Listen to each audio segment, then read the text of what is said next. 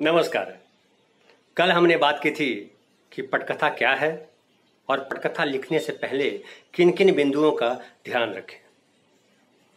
आज हम बात करते हैं कि सीन कैसे लिखते हैं, सीन लिखने की शुरुआत कैसे करते हैं। कई लोग पूछते हैं कि सर शुरू कैसे करें, सीन में लिखने से पहले क्या क्या लिखते हैं, कैसे लिखते हैं। जो स्टैंडर्ड है, जो सालों से चला आ रहा है, अभी मैं उसका जिक्र करूंगा। हालांकि आजकल लोग जो है वो बड़े राइटर्स जो हैं, जब से खास करके कारपोरेट कंपनियों का बोलबाला हुआ है फिल्म इंडस्ट्री में, तो स्क्रिप्ट राइटिंग का सॉफ्टवेयर आ गया है। फाइनल ड्राफ्ट, फेड इन, ऐसे कई सॉफ्टवेयर हैं। कुछ फ्री हैं, कुछ पैसे पे मिलते हैं और लोग उस पर लिख रहे हैं। सॉफ्टवेयर पर लिखने का फ़ायदा ये होता है कि जो ब्रेकडाउन, जो हमने डायरेक्शन वाला एपिसोड में बताया था कि असिस्टेंट डायरेक्टर ब्रेकडाउन करता है, कितने सीन हैं, कौन से सीन कहाँ हैं, लोकेशन क्या है, उसमें ड्रेस क्या है, उसमें दूसरी कंटिन्यूटी यूज क्या है, आर्टिस्ट कितने हैं, डे है या नाइट है, ये जो सारा ब्रेकडाउन करना पड़ता है असिस्टेंट डायरेक्टर को। वो जब राइटिंग सॉफ्टवेयर पर लिखते हैं तो ज़्यादातर वो चीज़ें अलग दिख जाती हैं कि कौन सा आर्टिस्ट किस सीन में लगेगा, लोकेशन क्या है, डे नाइट है या क्या है, वगैरह वगैरह वगैरह। लेकिन एक सीन लिखने से पहले क्या करना पड़ता है, इसका स्टैंडर्ड अभी भी वही है, सॉफ्टवेयर में भी वही करना पड़ता है, तो वो जान लेना जरूरी है। तो सबसे पहले हम लिखते हैं कि सीन नंबर क्या है। समझिए किसी फिल्म की स्क्रिप्ट में या किसी सीरियल के एपिसोड में कितने, एक ही सीन तो होगा नहीं, कई सारे सीन होंगे, तो सीन नंबर दे देने से शूटिंग के वक्त सुविधा होती है। सीन नंबर देने के बाद हम लिखते हैं कि उसका लोकेशन क्या है, यानी ये सीन कहाँ हो रहा है, इंडोर है या आउटडोर है, ये भी लिखना पड़ता है, और डे है या नाइट है, वो भी लिखना पड़ता है। तो सबसे पहले हम लिखते हैं लोकेशन। लोकेशन में लिख दिया हमने कि ये फलाने का घर है, तो घर में अब कौन सी जगह है, बेडरूम है, हॉल है, किचन है, वो लिखना पड़ता है। और जाहिर घर के भीतर है तो इंडोर हो जाएगा, लेकिन अगर समझिए घर के बाहर गार्डन का सीन है, सड़क का सीन है, तो उसको आउटडोर कहते हैं। उसके बाद लिखना पड़ता है कि डे में हो रहा है सीन या नाइट में हो रहा है, क्योंकि उस हिसाब से लाइटिंग होती है। तो कई राइटर ये भी पूछते हैं सर 8 बजे दिन, 12 बजे दिन, 12 बजे रात लिख दें। तो भाई कैमरा में जो लाइटिंग करते हैं उसे 12 बजे रात दिखाना पॉसिबल नहीं। हाँ, चांदनी रात वो दिखा सकते हैं, अमावस्या की रात वो बता सकते हैं, दिन में धूप उगी है या नहीं उगी है ये भी बता सकते हैं वो। लेकिन डे नाइट ही आमतौर पर लिखा जाता है कि ये सीन डे का है या ये सीन नाइट का है।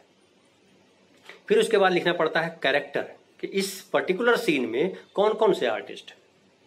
सीन जब शुरुआत होती है तो कौन कौन से आर्टिस्ट हैं, और बीच सीन में कौन कौन से आर्टिस्ट आएंगे, वो सारा हम कैरेक्टर में लिख देते हैं। भले वो बीच में आए तो डिस्क्रिप्शन जब आगे लिखेंगे तो हम उसमें जिक्र करेंगे।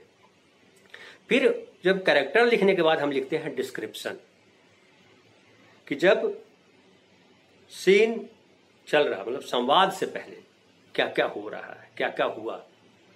कि समझिए कि एक आदमी कमरे में बैठ करके लिख रहा है, तो लिखेंगे कि कंप्यूटर पे लिख रहा है या कॉपी पे लिख रहा है, क्या लिख रहा है, कौन कौन सी चीज़ें वहाँ पे रखी हुई हैं, पीने का पानी रखा है या शराब का गिलास रखा हुआ है, वहाँ कुत्ता बैठा हुआ है या खिड़की खुली हुई है, वो सारा लिखना पड़ता है।